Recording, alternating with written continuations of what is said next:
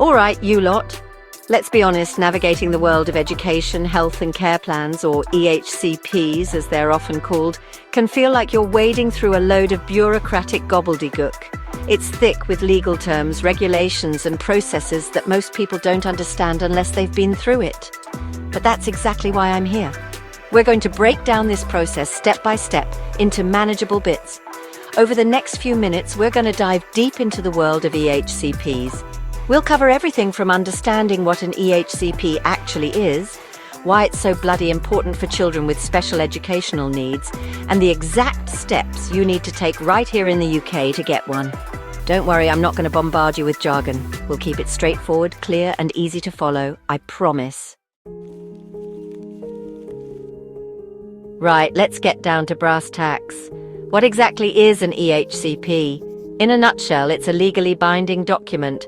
That means the government has to listen up and take it seriously, yeah? This document outlines all the extra help your child needs at school because of their specific learning difficulties. We're talking about things like extra support in the classroom, specialized therapy sessions, or even changes to the school environment itself. It's about making sure your child, no matter what their challenge is, has the best possible chance to thrive and reach their full potential. It's about leveling the playing field and giving them the same opportunities as every other child. Now I know what you're thinking. This sounds complicated, and yeah, it can be. But trust me, with a little guidance and a lot of determination, you can do this. You know your child best, and you're their biggest advocate. So, where do you even begin with this EHCP business? Well, the first thing is gathering evidence. And by evidence, I don't mean you need to go full-on Sherlock Holmes. Start by talking to your child's teachers. They see your child in action every day and can provide valuable insights into their progress and any challenges they're facing. Keep a diary or a logbook. Jot down any difficulties your child's having, any extra support they need, or any progress they make.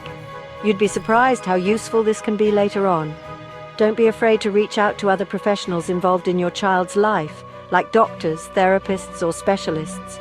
The more information you have, the stronger your case.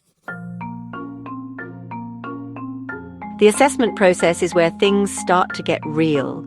This is where a team of professionals comes together to assess your child's needs. We're talking about educational psychologists, therapists, you name it. They'll want to observe your child in different settings, talk to you and your child, and review all the evidence you've gathered. It's a comprehensive look at what's going on and what needs to be done. Now, I know this can feel a bit overwhelming.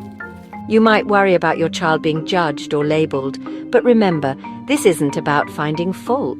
It's about identifying your child's strengths and weaknesses and figuring out the best way to support them. It's about creating a plan tailored specifically to their individual needs. Once the assessment is complete, it's time to tackle the application form.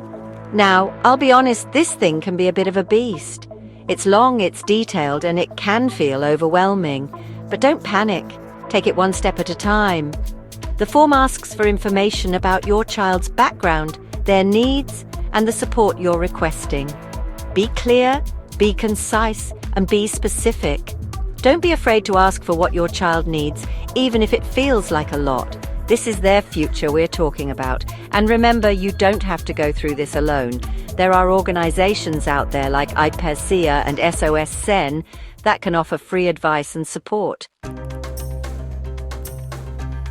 Once you've submitted that monster of an application, all you can do is wait.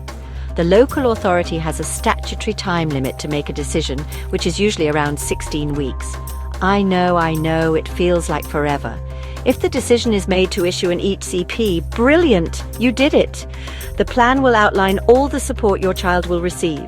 Now there's a chance. The local authority might refuse to assess or issue an EHCP. If that happens, don't lose hope.